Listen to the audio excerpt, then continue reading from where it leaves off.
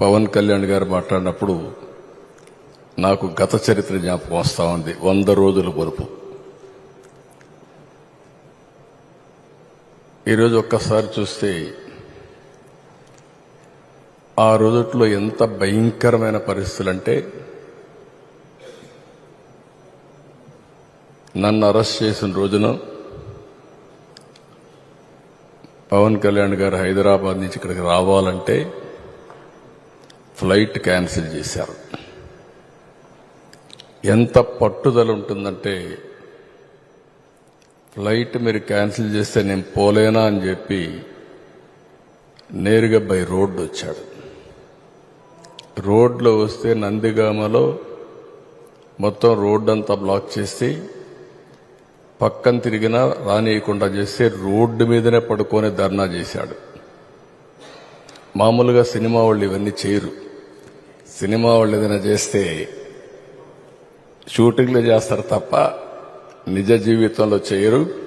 అలాంటి నిజ జీవితంలో పోరాట యోధుడిగా నిలబడ్డటువంటి మిత్రుడు పవన్ కళ్యాణ్ గారు. నేను ఈరోజు కూడా చూస్తున్నాను, రాజకీయాల్లో ఒక ఆశయం కోసం వచ్చాడు. 2014 నాకు బాగా జ్ఞాపకం. తెలుగుదేశం బీజేపీ పొత్తు పెట్టుకున్నాం. పొత్తు పెట్టుకున్న సందర్భంలో పోటీ చేయకుండా ఎన్డీఏ గెలవాలి, ఇప్పుడు నేను పోటీ చేస్తే ప్రభుత్వ వ్యతిరేక ఓటు చీలుతుంది కాబట్టి చీలకూడదని నిర్ణయం తీసుకుని ఆ రోజు పోటీ చేయకుండా అందరి అభ్యర్థుల కోసం పనిచేసిన వ్యక్తి పవన్ కళ్యాణ్ గారు. నేను ఎప్పుడూ మర్చిపోలేనది. నేను జైల్లో ఉన్నాను. జైలుకు వచ్చాడు. వచ్చినప్పుడు మాట్లాడాడు, చూశారు.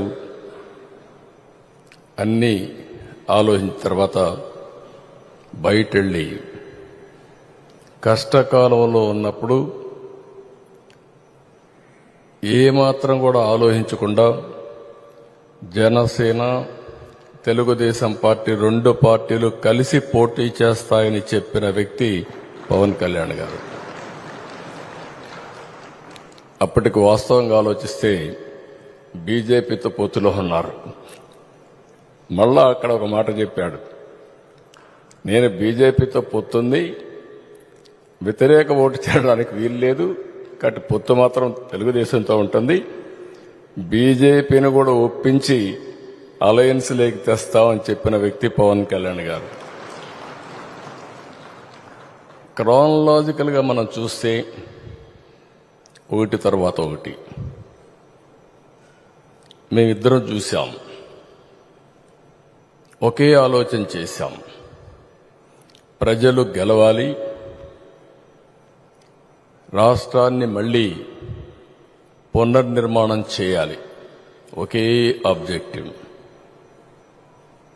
సీట్ల విషయంలో కానీ మీటింగ్ల విషయంలో కానీ ఎక్కడ చిన్న కమ్యూనికేషన్ గ్యాప్ లేకుండా పనిచేశాం.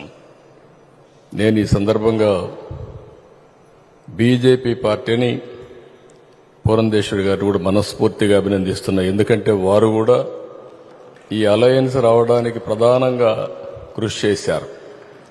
వేరే వాళ్ళు పార్టీ అధ్యక్షులుగా ఉంటే ఏమయ్యేదో నాకు తెలియదు, కానీ వారు కూడా ఏ విధంగా వర్కౌట్ చేయాలో వర్కౌట్ చేశారు. కేంద్ర నాయకత్వం కూడా ఈ విషయంలో మీరు గుర్తుపెట్టుకోవాలి. నేను పవన్ కళ్యాణ్ గారు ఒక అగ్రిమెంట్కి వచ్చాం. మేము ఇక్కడ ఒక ప్రెస్ కాన్ఫరెన్స్ పెట్టాం. పెట్టి ఎవరెవరెన్ని సీట్లు పోటీ చేస్తాం చెప్పేశాం. కేంద్రం ఒకసారి మాట్లాడాలంటే కేంద్ర నాయకత్వం బీజేపీ, నేను ఆయన ఇద్దరం ఢిల్లీకి వెళ్ళాం.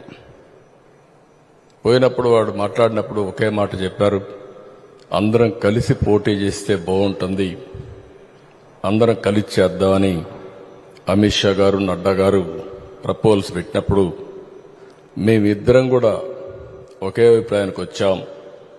ముగ్గురు కలిస్తే ఈ రాష్ట్రానికి పూర్వ వైభవం తేవచ్చు కాబట్టి ముగ్గురం కలిసి పోటీ చేయాలని ఒక్క మాట కూడా అబ్జెక్షన్ చేయకుండా నిర్ణయం అక్కడే చెప్పామని చెప్పి కూడా నేను మీకు తెలియజేస్తున్నా.